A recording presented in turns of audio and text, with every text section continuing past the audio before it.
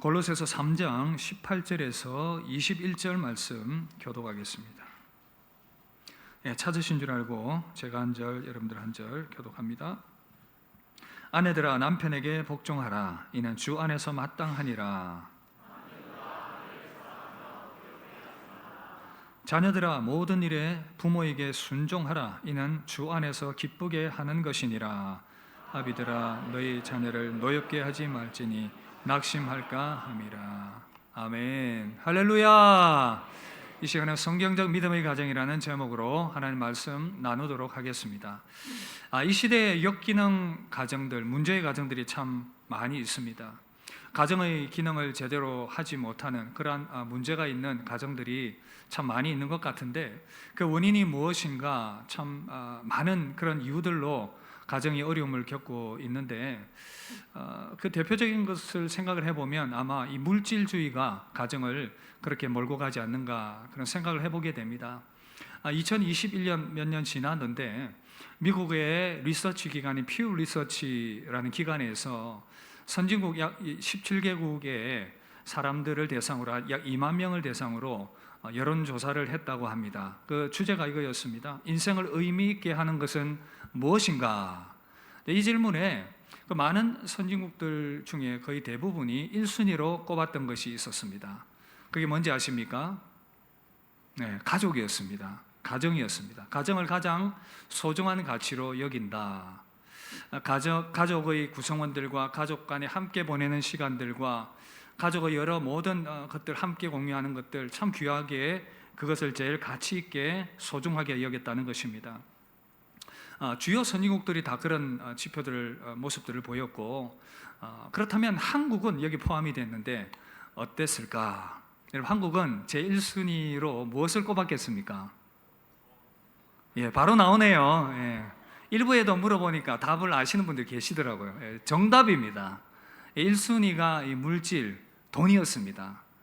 그 다음에 2순위가 건강이었고 3순위가 가족이다 그렇게 얘기를 했습니다. 가족이 3순위로 물러나게 되는 것이죠. 많은 사람들이 이 물질주의에 매몰되어서 가정의 소중함을 잃어버리고 살아가고 있습니다. 그렇다 보니까 참 이 물질주의에 우선을 두다 보니까 가정의 그 가치에 대해서는 상대적으로 희생될 수밖에 없는 그러한 모습들 아니겠습니까? 이로 말미암아 역기능적 가정의 모습들이 많이 나타나는데, 물질주의로 말미암아 나타나는 그 역기능적 가정의 모습들 몇 가지로 생각이 됩니다. 먼저는 이 가족 사이의 이 정서와 유대관계가 굉장히 약화되고 단절됩니다. 물질의 그 획득과 성공과 그런 외적인 그런 성취들을 강조하다 보니까, 이것을 우선 가치로 여기다 보니까 가족 간의 관계와 정서, 사랑 이런 것들은 후순위로 물러나게 되는 것입니다. 그런가 하면 또 이 물질주의는 끊임없는 이 경쟁과 비교를 하게 되기 때문에 가족 간에 서로 불만들이 참 많이 일어나게 됩니다. 어렵지 않지요. 남편을 향해서 돈 그거밖에 못 버나. 자녀들을 보면서도 옆집에 엄친 아들을 비교해 보면 우리 아들들이 마음에 들지 않는 것입니다. 이걸 비교하는 것이죠. 여러분, 또 돈을 벌기 위해서 과도한 이 업무와 일들에 시달리다 보니까 또 가족들과의 시간들을 많이 보내지 못하니까 여러 가지 자녀들 가운데 정서적인 문제와 어려움들이 생겨나게 되는 것입니다. 물론 삶의 필요들을 위해서 어쩔 수 없이 뛰어가야 되는 건 어쩔 수 없지만, 그러나 지나치게 그 물질주의에 매몰되어서 달려가는 그런 모습들 가운데 가족이 희생되어져 가는 모습들은 바람직하지 않다는 것이죠. 여러분, 이런 모습들로 인해서 역기능적 가정들이 많이 나타나는 그러한 현실의 모습인 것입니다. 그런가 하면 또 역기능적 가정이 어떤 상황 가운데 일어나는가? 가족들과 간의 이 관계 설정을 제대로 하지 못할 때에 또 이런 문제가 일어나는 것을 볼 수가 있었습니다.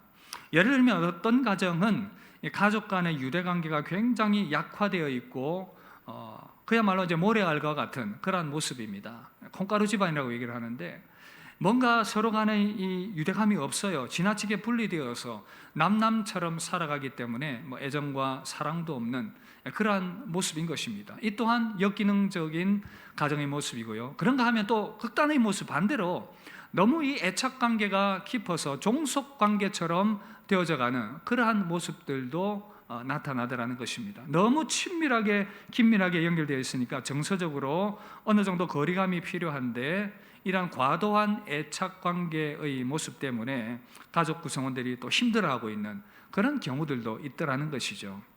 여러분, 가정은 참 친밀함 가운데에서도 각자의 개성을 존중해주고 삶의 바운더리를 존중해주면서 그렇게 세워지는 것이 참 아름답습니다. 여러분, 우리의 가정은 어떻습니까? 우리의 가정은 안녕하십니까? 참 불편할 수 있지만 옆 사람에게 한번 물어봅시다. 당신의 가정은 안녕하십니까? 목소리가 굉장히 낮아졌습니다. 괜한 권유를 했던 것 같습니다. 여러분, 우리 가정이 아름답게 세워지길 바라는 것은 주님의 바람입니다. 그렇게 아름답게 우리 가정이 세워질 수 있기를 바랍니다. 그럼 어떻게 우리 가정은 아름답게 세워질 수 있을 것인가? 저는 그것을 성경적 원리 가운데서 좀 찾아보려고 합니다. 그래서 오늘 저와 여러분들이 함께 성경적으로 볼 때에 가정은 무엇인가, 그리고 성경적으로 가정은 어떻게 세워질 때에 아름답게 세워질 수 있을 것인가, 이 부분들을 가지고 말씀 듣고 아름다운 믿음의 가정을 세워가는 저와 여러분들의 복된 가정 되기를 주의 이름으로 축복합니다. 자, 먼저 가정이란 무엇인가, 성경적 관점에서 이 가정을 좀 정리를 해보도록 하겠습니다. 가정을 먼저 누가 세웠는가, 이 질문부터 던집시다. 성경적으로 볼 때 가정은 누가 세웠습니까? 하나님께서 세우셨습니다. 우리가 잘 알고 있습니다. 아담과 하와를 하나님께서 지으시고, 아담을 지으시고 독취하는 것이 보기 안 좋았기 때문에 하와를 지으시고 함께 가정을 이루게 하셨습니다. 이 이루게 된 가정을 통해서 세상이 풍성한 복을 누리도록 그 가정을 하나님께서 세상에 복을 주는 그 통로로 사용하기를 원하셨다는 것입니다. 창세기 1장 28절 보시면 말씀 함께 읽겠습니다. 하나님이 그들에게 복을 주시며 하나님이 그들에게 이르시되 생육하고 번성하며 땅에 충만하라. 바다의 물고기와 하늘의 새와 땅에 움직이는 모든 생물을 다스리라 하시니라. 여러분, 아담과 하와를 지으시고 가정을 이루게 하시고 이 인생들을 통해서 생육하고 번성하게 하는 그 하나님의 오묘하신 뜻이 들어있다는 것입니다. 하나님께서는 이 세상을 하나님의 복으로 가득 채우기 위해서 사용하고자 하신 통로가 바로 가정이었다는 것입니다. 각 가정에서 참 하나님의 가족 구성원들이 뜻을 알고 그 하나님의 말씀에 순종하면서 각자의 역할들을 잘 감당해내는 것을 통해서 이 세상에 세워지게 될 아름다운 각각의 공동체들의 모체가 되기를 기대하셨다는 것. 여러분, 곰곰이 생각해 보면 가정은요 작은 교회이기도 하고, 가정은 또한 작은 사회이기도 하고, 가정은 또한 작은 정부이기도 하는 것입니다. 가정이 함께 모여서 하나님을 예배하면서 가정은 하나의 교회의 모습을 띠는 것입니다. 여러분, 가정 안에서 서로 이 관계를 배워가면서 서로 양보하고 협력하는 그런 과정들을 통해서 사회의 그러한 이 훈련들을 하게 되는 것입니다. 가정 안에서 하나님의 권위로 부모가 다스리고 통치하고 질서를 유지해 나가는 그 모습들 가운데에서 하나의 작은 정부의 모습이 가정에서 세워지게 되는 것입니다. 이렇게 건강한 가정에서 세움받은 각 가족의 구성원들이 세상에 나가서 그 하나님의 아름다움의 모습들을 각 공동체 가운데에서 세워가는 것, 이것이 하나님께서 이 세상을 향하신 가정을 통해서 이루고자 하시는 하나님의 뜻이요, 하나님의 복의 통로가 되고자 하시는 가정을 통해서 하나님의 복의 통로를 이루고자 하시는 하나님의 뜻이 들어있다. 우리는 그렇게 이해할 수 있다는 것입니다. 그런 아름다운 가정이 되면 좋겠습니다. 그리고 하나님께서 이 가정을 통해서 하나님의 영광 받으시기 원하고 하나님의 영광이 드러나기를 원하신다는 것입니다. 여러분, 하나님의 영광이 드러나는 가정 어떻게 가능할까요? 하나님 보시기에 좋았더라가 실현되면 됩니다. 하나님 세상 만물 지으시고 감탄하셨습니다. 뭐라고요? 좋았더라. 가정을 바라보면서도, 저와 여러분들의 가정을 바라보면서 참 좋았더라, 이런 하나님의 감탄사가 연발되는 그런 아름다운 가정이 되면 참 좋겠습니다. 어떻게 그러면 가정이 하나님 보시기에 좋았더라, 이 감탄사를 나오게 하실 수 있겠는가? 결국은 각 가정에서 하나님의 그 아름다운 성품이 드러나게 될 때에 가족 구성원들 안에 하나님의 그 아름다운 성품이 무엇입니까? 하나님의 사랑과 긍휼과 인내와 평화와 여러 가지 다양한 그 하나님의 아름다운 모습들이 가족 구성원들 안에 드러나게 되고, 그런 아름다운 모습들 가운데에서 가정이 세워지며 그 모습들이 또한 세상을 향해서 드러나게 될 때에 하나님 영광 받으시는 것입니다. 저와 여러분들의 가정이 그런 아름다운 가정이 될 수 있기를 주의 이름으로 축복합니다. 그래서 하나님 보실 때에 참 저 가정 아름답다, 좋았더라가 연발되는 그런 아름다운 가정이 될 수 있으면 정말 좋겠습니다. 여러분, 이렇게 가정은 하나님께서 세우셨고 하나님의 영광을 드러내는 도구로 하나님께서 세우셨다고 한다면, 우리는 어떻게 이 가정이 정말 그렇게 하나님의 영광의 도구가 되며 하나님 보실 때 아름다운 그런 성경적 가정이 될 수 있을 것인가? 이 실천의 부분들을 저와 여러분들이 좀 생각을 해보려고 합니다. 먼저 첫 번째는요, 보편적인 기초입니다. 우리의 가정이 어떻게 성경적으로 세워져야 할 것인가? 바로 하나님의 말씀의 기초 위에서입니다. 함께 따라합시다. 말씀의 기초 위에 세웁시다. 여러분, 우리 가정은 이 말씀의 기초 위에 세워져야 한다는 것입니다. 우리 주님께서 산상수훈의 그 가르침을 쭉 이렇게 전해주시면서 마무리해서 중요한 말씀을 하셨죠. 집의 비유를 하셨습니다. 사람들이 집을 세우는데 한 사람은 모래 위에 세웠고 한 사람은 반석 위에 집을 세웠다. 집이 세워진 그 겉모습은 다 아름답습니다. 그런데 어떤 기초 위에 세워졌느냐?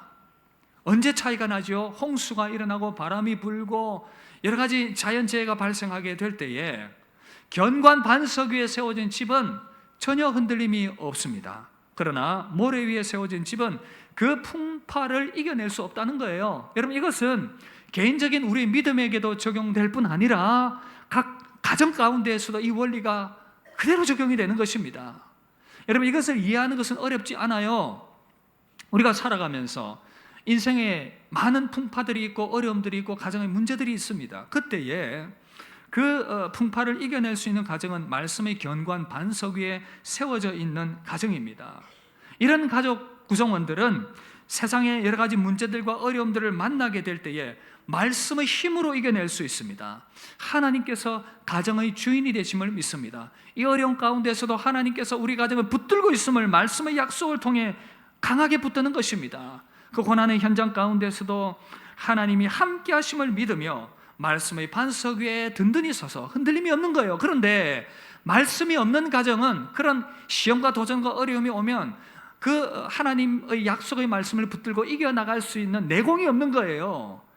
그래서 그 상황들이 부딪히게 될 때에 말씀의 약속을 붙들지 못하고 하나님의 함께 하심을 확신하지 못하고 하나님의 인도하심을 믿지 못하기 때문에 사정없이 흔들려 버립니다. 그 가운데에서 가정이 무너져 버리는 것입니다. 그러니 여러분, 가정은 이 말씀 위에 세워져야 흔들림 없이 견고하게 나아갈 수 있다는 것입니다. 어느 책에 실린 한 장로님의 일기의 내용을 좀 인용을 해드리려고 하는데, 여러분, 이 장로님 집에 큰 걱정거리와 시험거리가 생겨났습니다.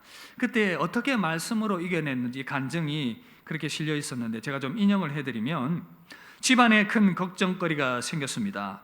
그러던 중 아무것도 염려하지 말고 다만 모든 일에 기도와 간구로 너희 구할 것을 감사함으로 하나님께 아뢰라는 말씀이 생각났습니다. 믿음의 실험을 해보리라고 마음을 먹었습니다. 주님의 해결책이야말로 가장 정확하고 깔끔할 것이라고 생각하며 주님께 맡기며 기도했습니다. 그 문제로 걱정될 때마다 주님을 바라보며 기도를 드렸습니다. 그런데 얼마 후 정말 놀랍게 문제가 해결되었습니다. 전혀 갈등 없이 그 문제가 해결된 것을 보고 주님만이 해답임을 다시 한번 확인하게 되었습니다. 여러분, 이처럼 가정이 말씀 위에 세워지게 될 때에 가족 구성원들 중 그 누군가가 여러분 말씀의 반석 위에 세워지게 될 때에 그를 통해서 하나님께서 그 가정을 세워가게 되는 줄 믿습니다. 모든 가족 구성원들이 이 말씀 위에 견고하게 서게 되면 어떤 어려움이 와도 흔들림이 없어요. 그러나 그렇게 되지 않는 상황이라 하더라도 오늘 이 예배에 참석한 여러분 각 개인, 내가 바로 이 말씀의 반석 위에 서서 우리 가정을 지켜나가야 되겠다, 그런 결단을 하게 된다면 하나님께서는 여러분들을 붙들고 여러분들의 가정을 세워가게 되실 줄 믿습니다. 여러분, 저는 어릴 때, 제가 중학교 3학년 때 예수님 처음 믿었는데 1부 때 그 얘기를 했습니다. 중고등부 학생들 어리다고 생각하지 말라고. 나도 어릴 때에 처음 예수님 믿고 가정에 많은 어려움들이 있었지만 내가 하나님께 기도함으로 하나님의 은혜 가운데 우리 가정을 세워갈 수 있었다. 저는 그렇게 믿었습니다. 그렇게 기도 응답하시는 하나님을 경험했고요. 그래서 여러분, 오늘 이 예배에 참석한 여러분들, 최소한 나는 이 말씀의 반석 위에 서서 우리의 가정을 세워가리라, 그런 강한 결단과 소원을 가지고 주님 앞에 나아가게 되기를 바랍니다. 그럴 때 주님께서 여러분들 붙들고 일하게 되실 줄 믿습니다. 여러분들 그 믿음 보고 가정을 세워가게 되실 줄 믿습니다. 그 말씀 위에 세워가는 저와 여러분들 되시기를 바랍니다. 때로는 그 가정이 말씀 위에 서 있다고 하지만 여러 가지 많은 어려움들이 있을 수 있지만 다시 한 번 더 이 견고한 말씀의 약속에 서서 나아가실 수 있기를 바라고, 그렇다면 이 말씀, 하나님의 말씀의 핵심이 무엇인가, 이 부분들을 가만히 살펴보면 결국은 이 말씀의 핵심은 하나님의 사랑이라는 것이죠. 말씀의 반석 위에 서야 된다라고 말씀드렸는데, 그렇다면 그 말씀의 핵심이 무엇인가? 바로 여기에 하나님의 사랑이 있다는 것입니다. 신명기 6장 4절 9절 이렇게 말씀합니다. 함께 읽을까요? 이스라엘아 들으라, 우리 하나님은 여호와, 너는 마음을 다하고 뜻을 다하고 힘을 다하여 내 하나님 여호와를 사랑하라. 거기까지 읽겠습니다. 여러분 보시면 하나님을 사랑하라, 하나님의 말씀의 핵심은 바로 하나님 사랑이다. 하나님의 사랑을 위해서, 하나님의 사랑을 깊이 알기 위해서 너는 말씀을 마음에 새기라. 그 하나님의 사랑을 모든 가족들이 알도록 하기 위해서 자녀들에게 그 말씀을 또한 가르치라고 말씀하고 있어요. 우리 주님이 뭐라고 말씀하셨습니까? 하나님의 말씀의 핵심, 바로 마태복음 22장에도 보시면 내 마음을 다하고 목숨을 다하고 뜻을 다하여 주 너의 하나님을 사랑하라. 여러분, 하나님을 사랑하는 가정은 결코 흔들리지 않습니다.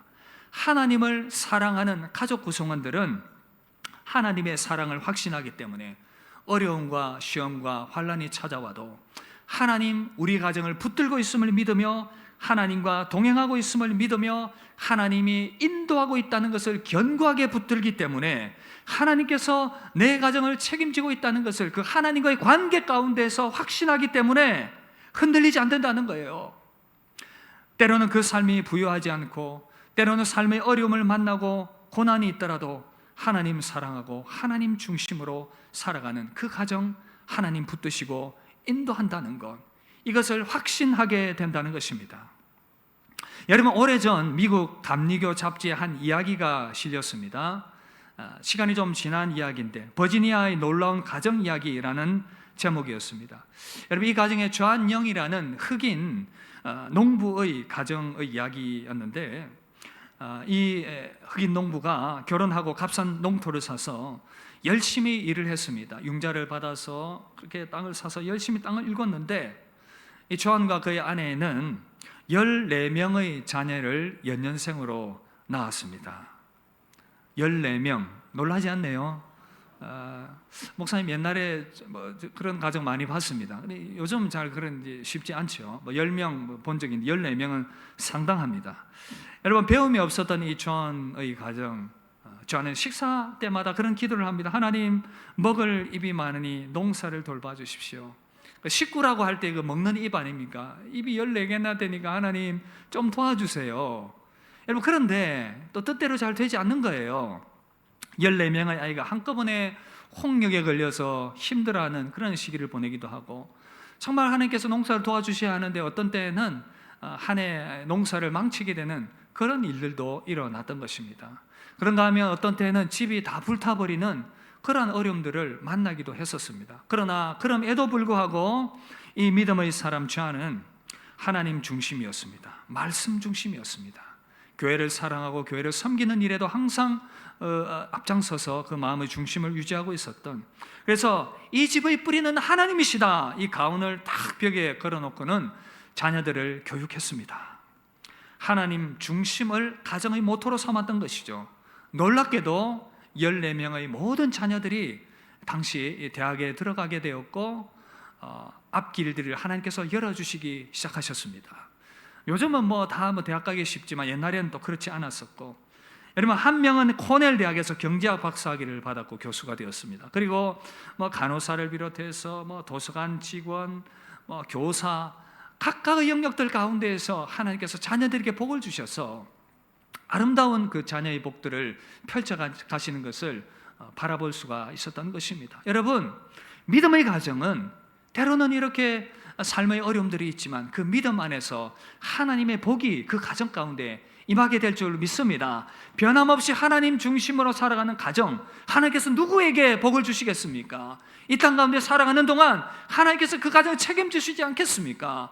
여러분, 이 믿음으로 서시기를 바랍니다. 하나님께서 책임져 주심을 믿고 하나님 중심으로, 때로는 삶의 어려움과 도전이 있지만 하나님께서 우리 가정을 믿음으로 세워주실 것을 믿고 나아갈 때에 우리 가정을, 각 가정을 믿음의 명문 가정으로 세워가게 될 줄 믿습니다. 그런 믿음 가운데 견고하게 서는 여러분들의 가정 되기를 주의 이름으로 축복합니다. 말씀 위에 가정을 세우자, 가정의 성경의 보편적인 원리를 말씀드렸습니다. 그런가 하면 두 번째, 부부 사이에는 어떻게 해야 되는가? 함께 따라합시다. 사랑과 존경으로 세웁시다. 저와 여러분들이 모든 가정들이 말씀의 반석 위에 견고히 세워야 될 뿐 아니라, 두 번째, 이 부부 간에는 바로 사랑과 존경으로 세워가야 한다는 것. 여러분, 인간관계에 있어서 중요한 원칙 중에 하나는 바로 다른 사람들의 필요를 채워주는 것입니다. 직장과 사업의 현장에서 성공하려면 그 사업의 거래처와 또 직장 상사가 원하는 것을 채워주면 됩니다. 이게 굉장히 지혜인데, 목사님 너무 세속적이지 않습니까? 아닙니다. 살아가는 삶의 지혜지요. 사람들이 다 필요가 있어요. 그 필요들을 잘 채워주게 될 때에 세상 가운데에서 좋은 그러한 일들을 만날 수가 있는 것입니다. 여러분, 저는 이 원리가 부부 가운데에서도 적용이 된다고 생각됩니다. 여러분, 부부 간에 중요한 것이 무엇인가? 원하는 것이 무엇인가? 저는 사랑과 존중이라고 생각합니다. 하나님 말씀이 오늘 우리에게 알려주고 있는데, 골로새서 3장 18절 19절 우리 이 말씀 함께 읽도록 하겠습니다. 아내들아,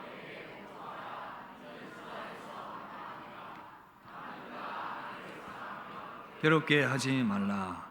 자, 여러분, 이제 답이 나왔습니다. 이 말씀의 원리를 이제 한번 적용을 해보겠습니다. 정신 바짝 차리시고 제가 질문합니다. 아내가 남편에게 요구하시는 것이 무엇이겠습니까? 남편들에게 묻습니다. 우리 남자 성도님들 묻습니다. 아내가 무엇을 여러분들에게 요구할까요? 자신이 없습니다. 가정의 문제가 여기서 시작이 되는 것입니다. 무엇이지요? 사랑입니다. 아내는 남편으로부터 사랑과 관심과 애정, 이런 단어를 좋아합니다. 여러분, 잘 모르셨습니까? 적용하시길 바랍니다. 남편으로부터 사랑받는다는 것을 느낄 때 아내는 행복을 느끼게 됩니다. 처음 하셨습니까? 자, 그렇다면 이제 묻습니다. 남편이 아내에게 요구하는 것은 무엇일까요? 우리 여성 성도님들은 조금 더 눈치가 빠르신 것 같아요. 무엇을 요구하시겠습니까? 뭐라고요? 맞습니다. 존경. 존경과 존중을 요구합니다. 남편은, 이 남자라는 존재는요, 이 수컷들은요, 누군가 나를 인정해주면 거기에 목숨을 거는 것입니다. 누군가 나를 인정해준다, 거기에 생명을 거는 것입니다. 여러분, 가정에서 아내가 남편을 인정해주고 존중해주고 그러면 남자들이 기가 살아요. 그래서 나가서도 열심히 돈 잘 벌어옵니다. 힘이 나가지고 아내가 나를 이렇게 인정해 주는데 내가 열심히 해야지, 그런 어떤 힘을 내어서 열심히 살아가거든요. 그래서 아내들이요, 남편을 존경하시길 바랍니다. 남편을 존중하시길 바랍니다. 남편을 존경하시길 바랍니다. 제가 남자라서 자꾸 이걸 좀 막 강조를 하는 겁니다. 자, 여러분, 정리해 보면 행복을 느끼는 포인트가 다르다는 거 아니겠습니까? 그죠? 우리가 이것을 알아야 됩니다. 그래서 여러분, 아내는 남편의 사랑을 필요로 한다는 거, 남편은 아내의 존중을 필요로 한다는 거, 이것을 우리가 잘 알고 그렇게 잘 적용을 할 수 있으면 좋겠습니다. 자, 또 묻습니다. 누가 먼저 실천해야 되겠습니까? 같이. 아내가 먼저요, 남편이 먼저가 아니라 같이 한번 실천해 보기를 바랍니다.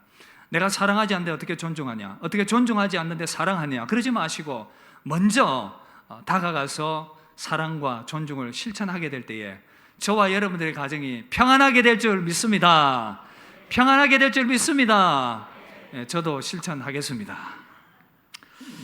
자, 이렇게 가정은 사랑과 존중이 기초가 되어야 된다. 그러면 어떻게 이것이 가능할 것인가? 가정에 대한 에베소서 5장 다른 말씀에 보면 아내가 남편을 복종하고 존중하라는 이것을 예수님 안에서 하라고 말씀하고 있습니다. 그래서 결국은 주님 안에서 이것이 가능한 일이 되는 것입니다. 아내가 남편을 복종하고 존중하라는 것을 교회가 예수님께 하듯 하라. 교회는 주님을 존중하고 섬깁니다. 이것처럼 아내는 남편을 존중하라 말씀합니다. 남편은 아내를 사랑하라. 이것은 우리 주님께서 교회를 사랑하는 것처럼, 그 주님의 마음으로 교회를 사랑하는 것처럼 아내를 사랑하라, 그렇게 말씀하고 있습니다. 이것은 무조건적인 존중과 사랑입니다. 이 원리를 다시 한 번 더 기억하며 부부 사랑의 기초는 우리 주님의 사랑에 기초한다는 것을 깊이 생각하고 아름답게 그렇게 실천할 수 있기를 바랍니다. 그렇게 사랑 가운데 세워갈 때에 가정이, 존중 가운데 세워갈 때에 가정이 아름답게 세워질 줄 믿습니다. 미국의 자동차 왕이었던 헨리 포드 잘 아실 것입니다. 포드가 대기업을 일구고 난 이후에 퇴직을 하고 은퇴를 하고 고향으로 돌아갔습니다. 그런데 아주 초라한 작은 집을 짓고 그렇게 살아가게 되었습니다. 그 모습을 보고 주변 사람들이 이야기를 합니다. 아니, 포드씨, 그렇게 대기업을 일군 분이 왜 이렇게 초라한 집에서 집을 짓고 살아갑니까? 라고 주변 사람들이 질문을 했습니다. 그러자 포드는 이런 얘기를 합니다. 가정은 건물이 아닙니다. 비록 작고 초라하더라도 예수님 사랑이 넘친다면 그곳이야말로 가장 위대한 집이지요. 아파트 적은 평수 산다고 불만하지 마시고, 왜 더 큰 평수로 이사를 못 가느냐, 당신은 왜 나를 그렇게 행복하게 못 해주냐, 그러지 마시고 주님의 사랑이 더 귀하다는 것, 그 주님 안에서 서로 사랑하는 것이 더 귀하다는 것. 디트로이트 헨리 포드 기념관에 가면 이런 글귀가 새겨져 있다고 합니다. 헨리는 꿈을 꾸는 사람이었고 그의 아내는 기도하는 사람이었다. 여러분, 사랑과 존중으로 아름다운 부부관계 세워가게 되길 주의 이름으로 축복합니다.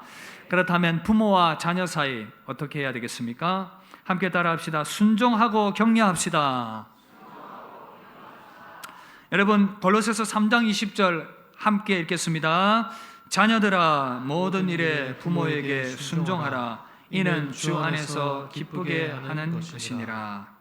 왜 부모를 순종해야 하는가? 말씀은 그 당위성을 얘기하고 있어요. 그것이 부모님을 기쁘게 하는 것일 뿐 아니라 에베소서에서는 이것이 당연한 순리고 인간의 이치이기 때문에 그렇다 말씀하고 있습니다. 그런데 주 안에서 순종하라. 어떤 의미가 있을까요? 때로는 내가 마음에 들지 않는다 하더라도 그것이 주님 안에서 합당한 일이라면, 합당한 방식이라면 부모님께 순종하라는 것입니다. 그런가 하면 또 한편으로는 주 안에서 순종하는 것, 부모님이 말씀의 원리가 아닌 인간적인 그러한 방식으로 순종을 강요할 때에는 이것이 또한 적용되지 않겠지요. 비상식적인 그런 상황 가운데서는 이 말씀의 원리가 적용이 되지 않을 것입니다. 그러나 근본 중심은 주님 안에서의 순종이라는 것, 여러분 꼭 기억하시길 바랍니다. 그런가 하면 부모들은 자녀들을 노엽게 하지 말아야 한다. 화나게 만들고 분노하게 만들지 말고 격려하며 세워줄 수 있어야 한다는 것. 21절, 아비들아 너희 자녀를 노엽게 하지 말지니 낙심할까 함이라.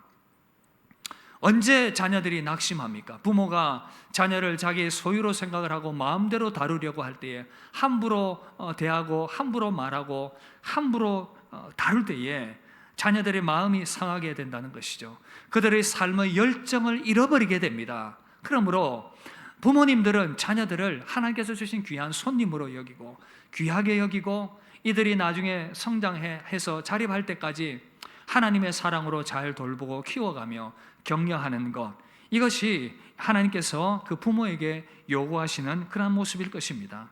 자녀들이 낙심하지 않도록 부모님들이 말과 행동에 조심하며 늘 격려하는 그런 아름다운 관계가 세워질 수 있게 되기를 주의 이름으로 축복합니다.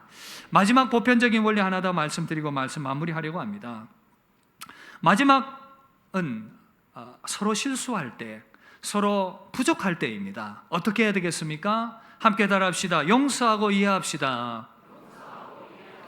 우리는 참 죄인들입니다. 각자 이기적이고요, 죄인된 모습들이 우리 안에 있기 때문에 참 가정 안에서 많은 문제들이 발생하는 것이 사실입니다.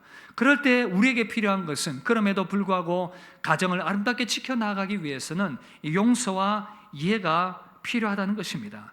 주님의 그 십자가의 사랑으로 용서하고 이해하는 그 모습이 우리에게 필요하다는 것입니다. 한 이야기입니다. 어느 유명한 아나운서가 의사청년을 젊은 시절 중매로 만나서 결혼을 했습니다. 그런데 믿지 않는 청년이었고 결혼할 때 조건이 있었습니다. 내가 교회 갈게, 예수 믿을게. 그렇게 하고는 이제 결혼을 했는데 감사하게도 교회는 따라가더라는 것입니다. 안 나오는 것보다 낫지 않습니까? 결혼하면 내가 교회 갈게 해놓고 안 가는 그런 분도 계신데, 그럼에도 거기에 비하면 그나마 교회는 나갔는데, 그런데 영 교회 나가기만 하면 졸고 교회에 대해서 부정적인 이야기를 하고 너무나도 힘들게 만드는 것이었습니다.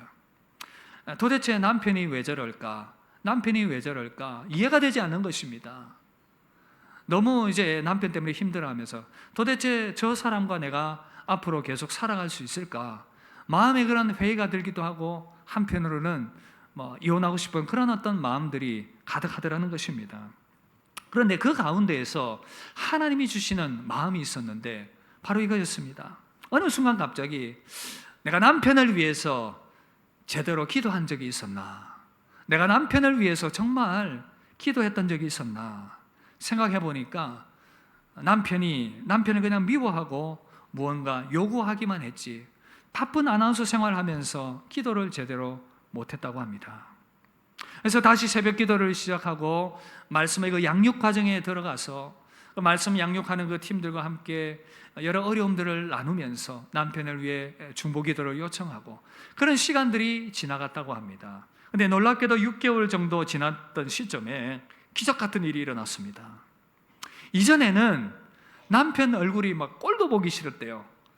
그냥 막 밥을 열심히 잘 먹는 거 보면 왜 저렇게 돼지같이 먹나, 먹는 것도 막 너무 보기 싫었고, 자는 모습 보면 저게 사람인가, 짐승같이 그렇게 하여튼 모든 것이 다 꼴 보기 싫었는데, 그런데 참 하나님께 기도하며 내면의 변화가 일어나고 그 이후에 자기 마음이 변화되고 난 이후에 남편을 보니까 남편이 글쎄 그렇게 사랑스러워 보이고 잘생겨 보이고 밥 먹는 것도 예뻐 보이고 그런 변화가 일어났다는 것입니다. 여러분, 하나님께서 우리 주님이 주신 그런 마음이요 변화인 줄 믿습니다. 그렇게 믿음의 관점으로 새롭게 변화되고 나니까 그 이후에 그 미웠던 남편이 그렇게 좋아 보였고 아내의 얼굴의 표정이 밝아졌고 그렇게 대우를 받는 남편의 얼굴도 밝아지면서 변화가 일어나기 시작했습니다. 특유의 그 명랑함들, 가정의 부부의 좋은 분위기들, 웃음이 퍼져나가기 시작했습니다. 남편도 점점 더 변화되었고 결국 남편이 이런 고백을 했다는 거예요. 아내에게 예수 믿는 것이 이렇게 좋은 것이구나. 내가 여보 처음 느꼈어. 여러분, 이런 기적이 여러분들이 변화를 통해서 여러분 가정에 일어나게 되길 주의 이름으로 축복합니다. 참 부족합니다. 모자랍니다. 부부관계뿐 아니라 자녀들과의 관계 가운데서도 주님의 은혜와 사랑, 그 십자가의 사랑이 임하게 될 때에 놀라운 먼저 우리의 내면의 변화를 통해서 아름다운 변화가 부부관계 가운데서, 자녀들과 관계 가운데서, 시부모와의 관계 가운데서, 형제자매들의 관계 가운데서 아름답게 이루어지게 될 줄 믿습니다. 부족한 나를 용납해 주신 그 주님의 십자가의 사랑이 우리 마음에 깊이 새겨질 때에 아름다운 이 변화가 일어나게 될 줄 믿습니다. 여러분, 우리 모두는 부족합니다. 연약합니다. 다시 한 번 더 주님의 십자가의 사랑으로 용납하고 이해하고 사랑하는 저와 여러분들의 가정 되기를 주의 이름으로 축복합니다. 말씀 마무리하려고 합니다. 여러분, 하나님께서는 우리가 이 땅을 살아가는 동안에 가정이라는 놀라운 선물을 주셨습니다. 그런데 안타깝게도 하나님께서 우리 가운데 주신 이 가정이 하나님의 선물이 아니라 하나님, 어떻게 보면 이 고통의 도구가 되어 있다고 한다면 다시금 우리는 말씀의 원리 가운데로 돌아가서 우리 가정을 하나님의 복된 가정으로 세워갈 수 있기를 바랍니다. 지금은 암울해 보이고 답답해 보이고 과연 그렇게 될 수 있을까 회의 마음을 품지만, 그러나 주님이 일하시면 가능한 줄 믿습니다. 주님이 일하시면 가능한 줄 믿습니다. 우리에게 가정을 주신 주님의 뜻을 알고 말씀의 반석 위에서 서로가 사랑하며 참 존중하며 또 서로 이해하고 서로 용납하고 서로 순종하며 서로 격려하며 그렇게 나아갈 때에 하나님께서 우리 가정을 아름답게 세워가실 줄 믿습니다. 그렇게 아름답게 변화된 가정으로 이 땅 살아가면서 행복하게 주님 안에서 살아가시고 하나님의 뜻을 이루어가시고 하나님께 영광 돌리는 저와 여러분들이 복된 삶이 되기를 주님의 이름으로 축복합니다. 말씀 준비하면서 우리 가정 안에 이 아름다운 사랑의 종소리가 울려 퍼지기를 원합니다. 그런 소원하는 마음으로 이 찬양 준비했는데 그렇게 찬양하기를 원합니다. 주께 두 손 모아 비나니 크신 은총 베푸사 밝아오는 이 아침을 환히 비춰주소. 오 주, 우리의 모든 허물을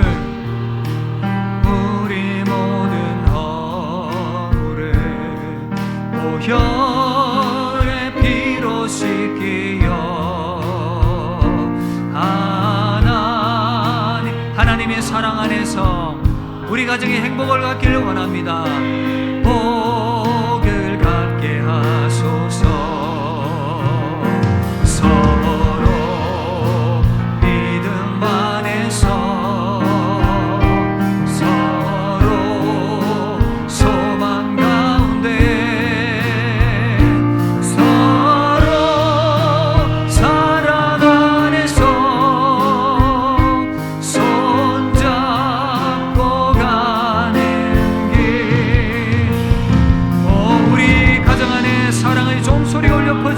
원합니다. 우리가 사랑의 종소리가 이 시간 우리 모두를 감사하게 주께 두 손 모아 비나니 주께 두 손 모아 비 크신 은총 크시는 좀 베푸사 주가 예비하신 동산에 항상 우리의 마음 가운데 주님 어둠의 빛이 사라지게 하옵소서. 주 우리 마음의 새 빛이 어둠 밝게 하시어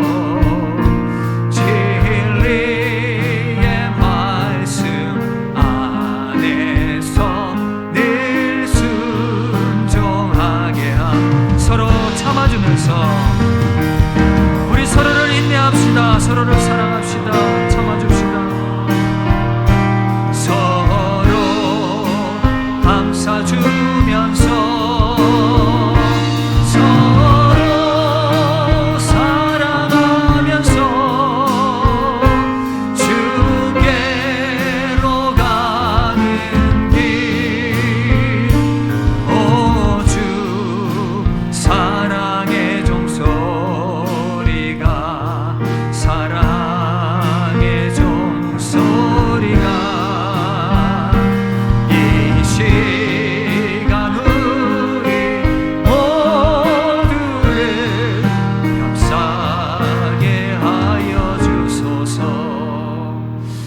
시간 우리 합심해서 한번 기도하기를 원합니다.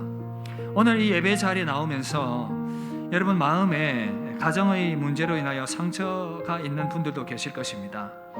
말씀을 들었지만 과연 우리 가정에 소망이 있을 것인가 답답한 마음들, 또한 말씀 가운데 생각해보니 우리 가정이 주 안에서 더 친밀한 사랑 가운데 나아가지 못하는 모습들이 있어서 답답한 분들 계십니까? 그렇다면 이 시간 오늘 말씀 붙들고 기도합시다. 주님 말씀하십니다. 말씀의 반석 위에 세워지게 될 때에 우리 가정이 새로워질 수 있다고요. 주님의 사랑으로 용서하고 용납할 때에 부부가 하나 되며 부모와 자녀 사이에 아름다운 사랑의 관계, 순종과 격려의 아름다운 관계가 세워지게 될 수 있다고 말씀합니다. 우리 시간 믿음으로 기도합시다. 주님, 나의 가정과 형편과 사정을 아시지요. 주님의 십자가의 그 사랑으로 하나 되게 하시고 주님의 그 십자가의 은혜와 사랑을 용서하며 이해하면서 아름다운 믿음의 가정으로 다시 세워 주옵소서.